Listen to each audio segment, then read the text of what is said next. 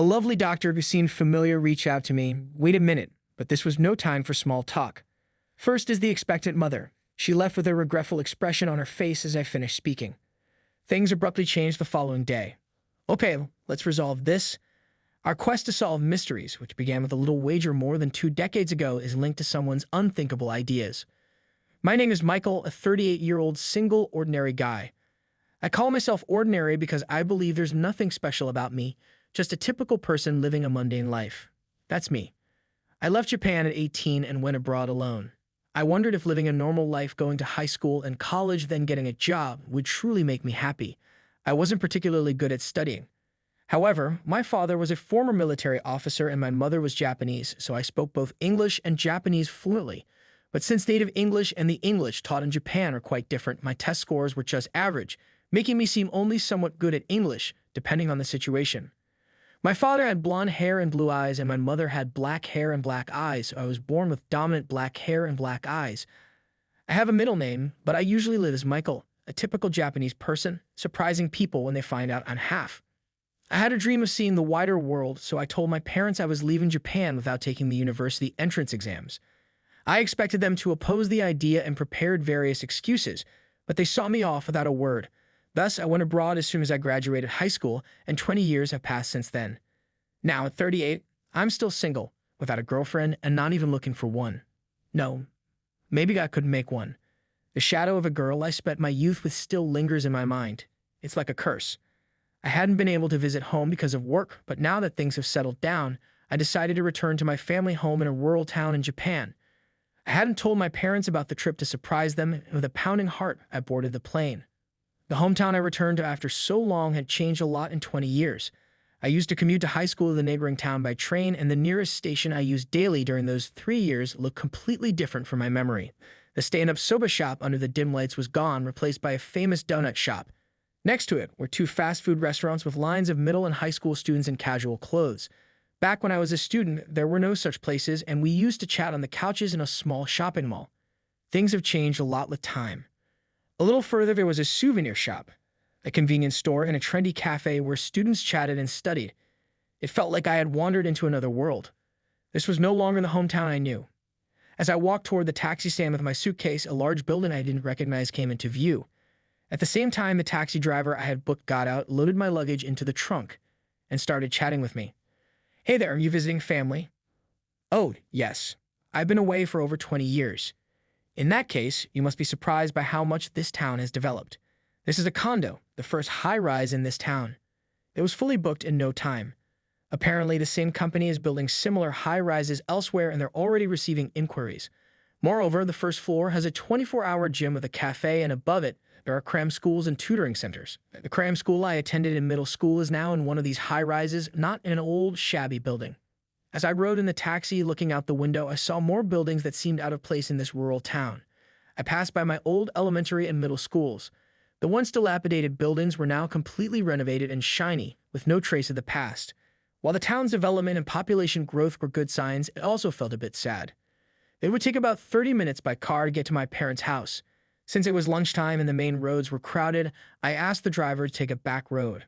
On the way, while waiting at a red light and looking out the window, I noticed a woman. She was crouching and appeared to be in pain, which I thought was clearly an emergency situation.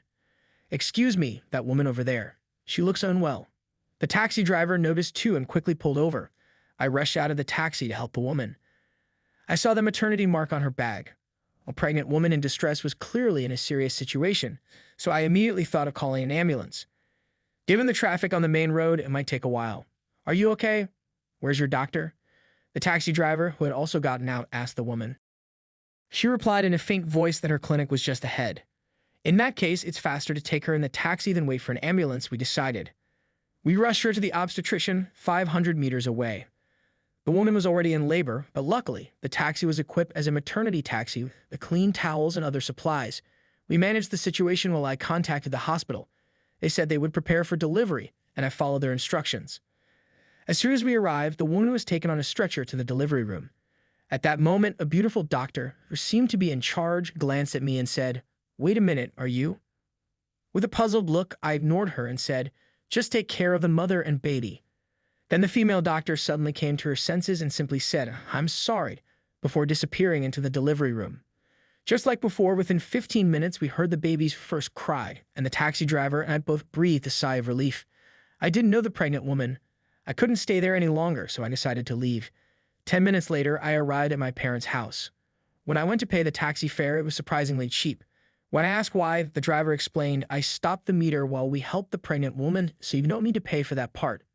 I thought for a moment and said, "All right," handing him a $100 bill.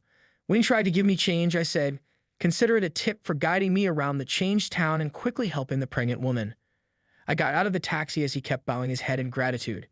After ensuring the taxi left, I rang the doorbell of my house. After a moment, my mother, who had aged but still bore traces of her younger self, appeared. She froze for a moment, eyes wide, then laughed heartily and welcomed me. "You've grown so tall. You surprised me by coming suddenly. Come on in." In the living room, my father was watching something on his smartphone. Curious about what he was watching so intently, my mother came over and whispered in my ear, "Your father's been hooked on this masked band, you know. He's American, so he loves this kind of thing. He's always saying, 'When are they coming to Japan?'" After hearing this, I turned my attention back to my father. Then he started talking without even greeting me. "I feel the soul of the music of these four. The bass that controls the deep tones, the guitar that truly enjoys the music, the drums that hold it all together, and the vocalist whose soul comes through, even through the screen. Everything about them is cool and amazing." After chatting with my parents for a while, I went back to my room. The room where I spent my childhood through high school was just as it had been, as if it had been frozen in time. I ran my finger along the window and desk, but not a speck of dust came off.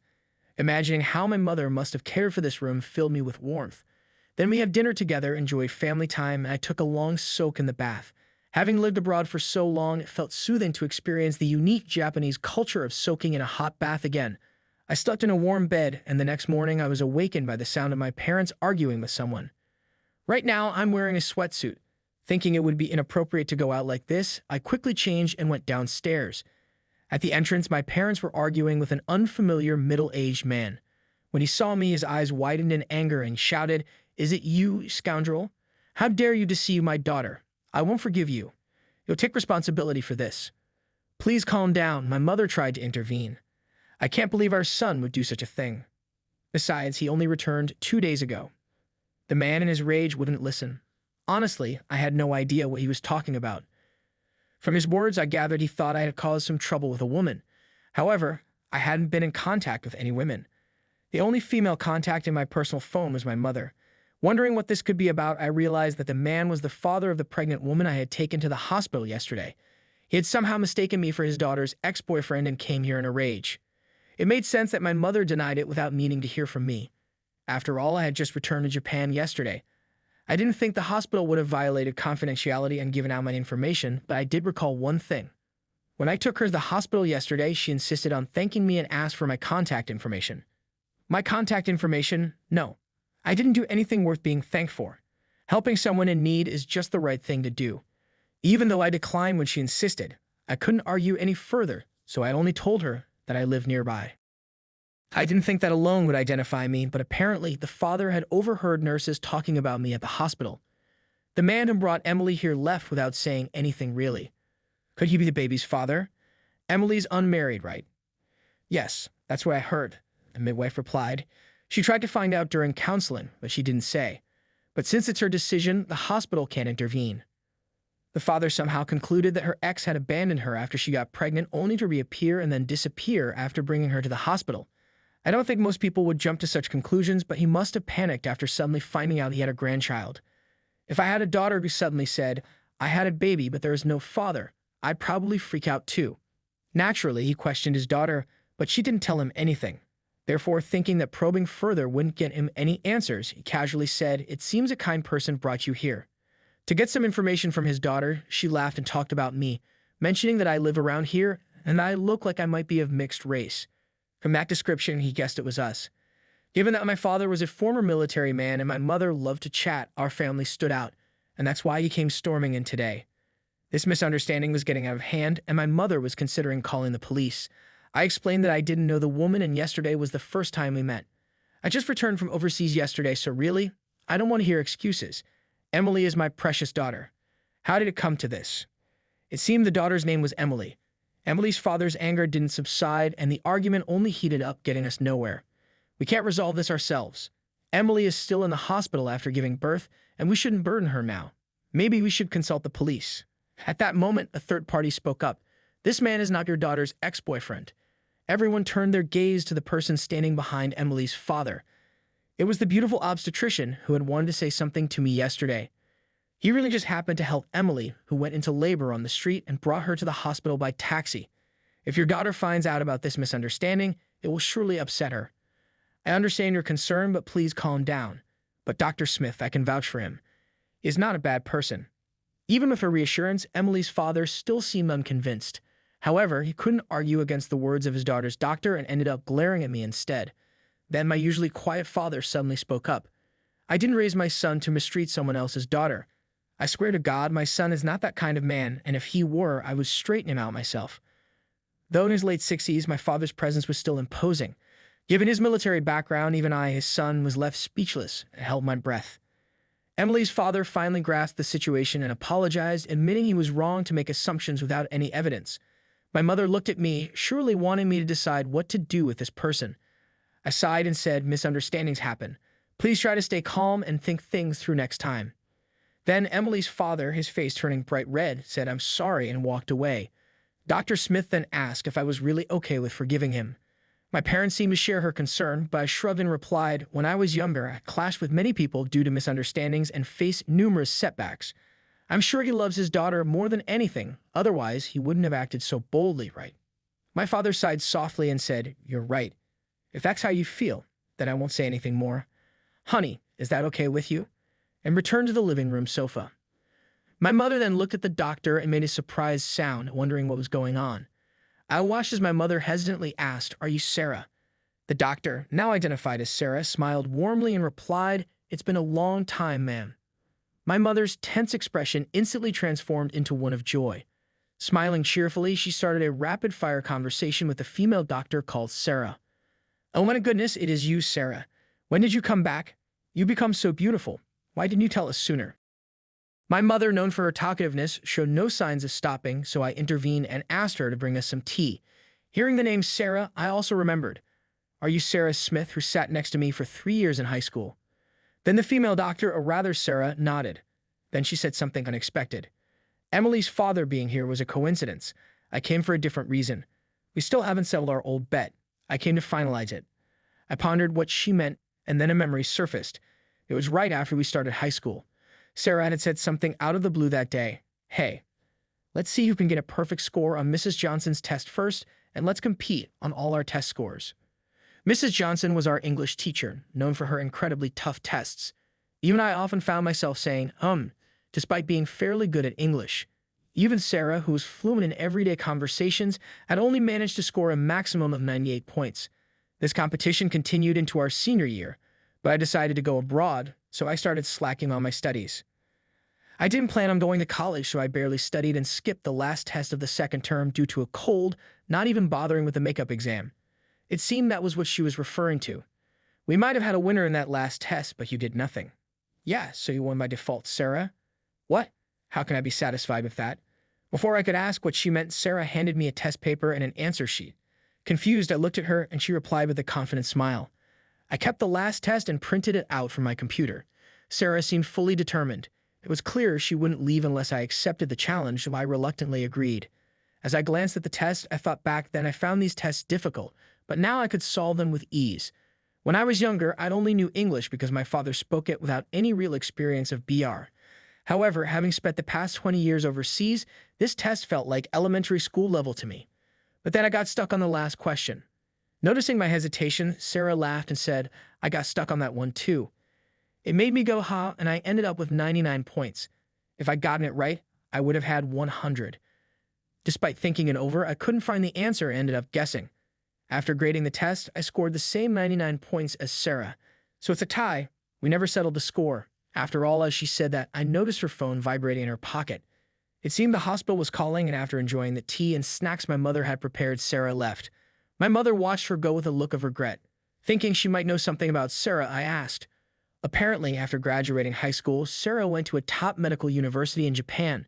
Her father had originally run the hospital, and my mother, who usually saw a family doctor in a neighboring town, hadn't realized Sarah had taken over. Sarah took over her father's hospital and is now the director. I was surprised to hear that. From the neighbors, she came back just a week ago. I was amazed at how my mother, with her wide social circle, had already gathered so much information within an hour. But more than that, I was struck by Sarah. She had indeed become a doctor. Since she got top grades, it wasn't surprising, but it made me reflect on our different paths. If something still bothered me, that question. Even if this is the correct answer, it doesn't sit right with me. Why did Mrs. Johnson consider this correct? My mother tilted her head in confusion. Despite pondering it, I couldn't find the truth. Realizing it was futile to think about it further, I pushed it out of my mind. The following days passed uneventfully until 2 days before my return abroad. In the evening, we had a visitor, and when I answered the door, there stood Emily, holding her baby. "Thank you for your help the other day. My father also caused a lot of trouble, and I'm terribly sorry." Behind her stood her father, looking uncomfortable. "It's okay. I don't care about it." When I said that, both Emily and her father looked relieved. They had brought cakes from a famous local bakery as a thank you. Not wanting to be rude by refusing, I accepted the cakes, and they bowed repeatedly before leaving.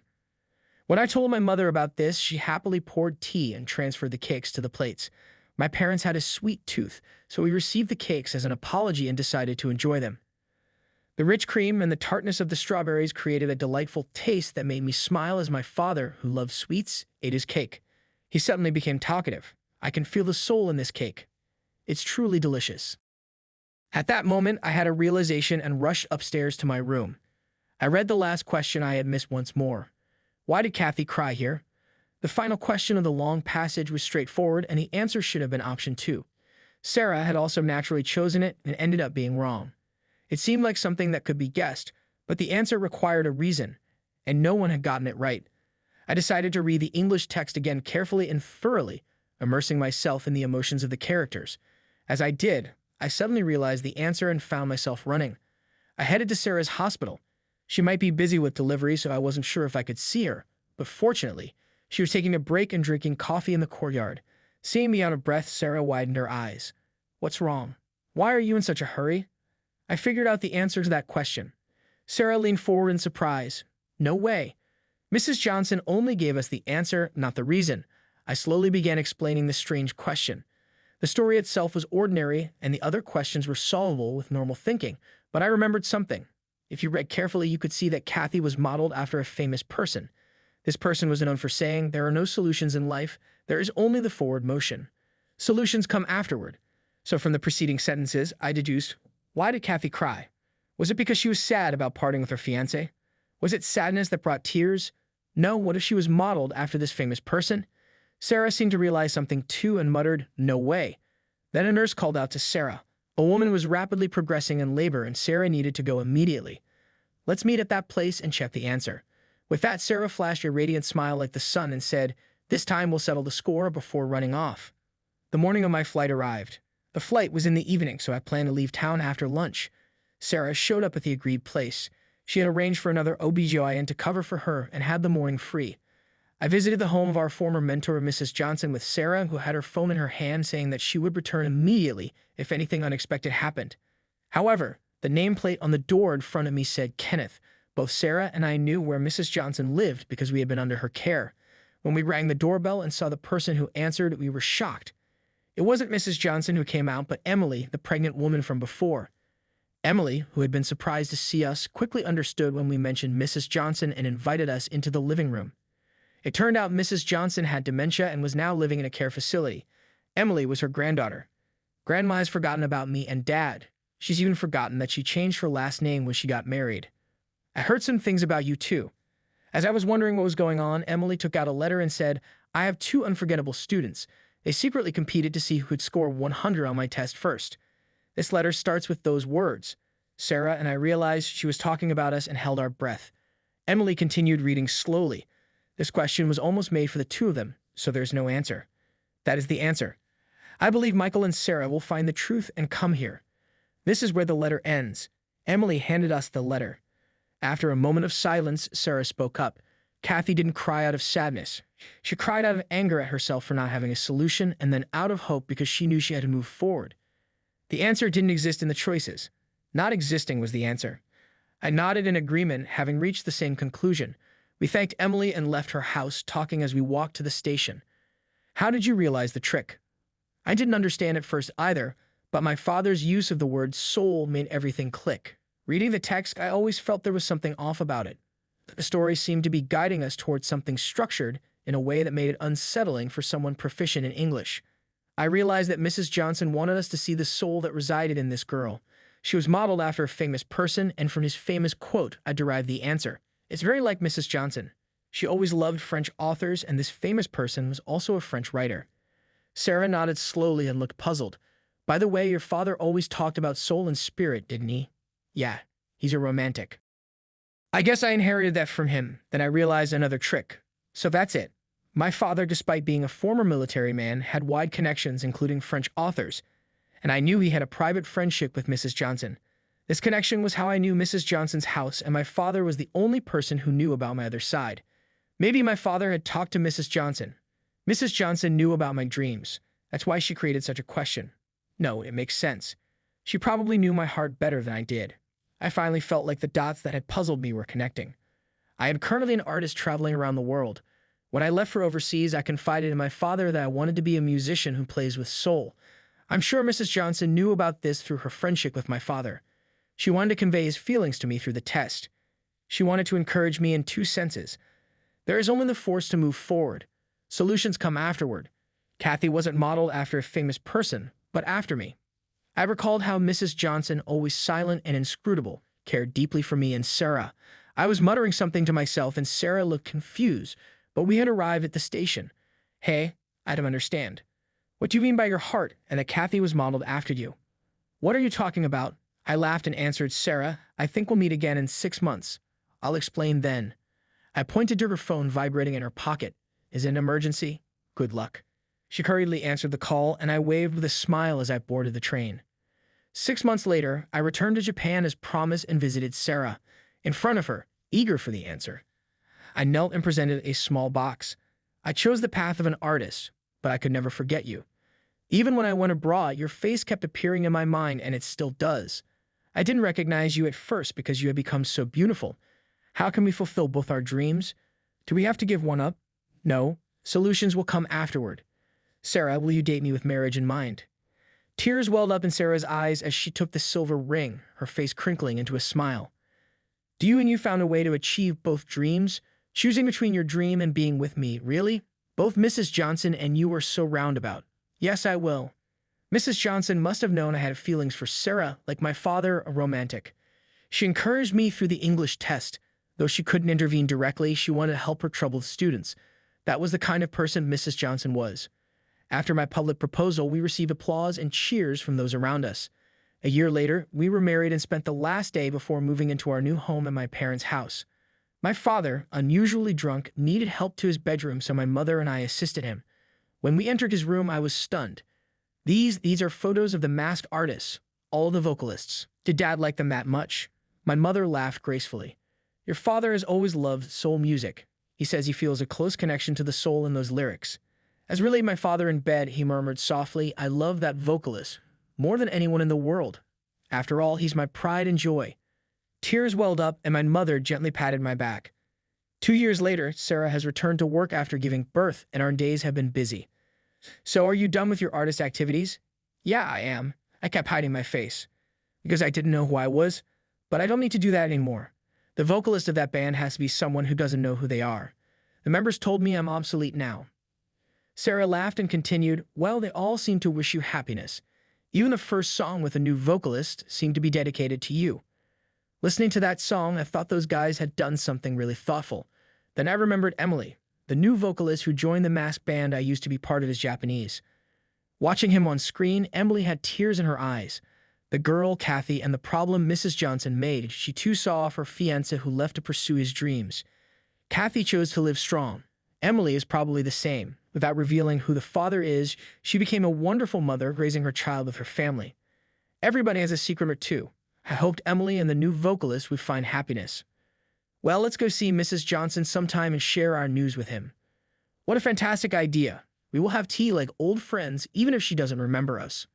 I relished the joy I had at last seized in my own hands while we conversed about such unimportant topics.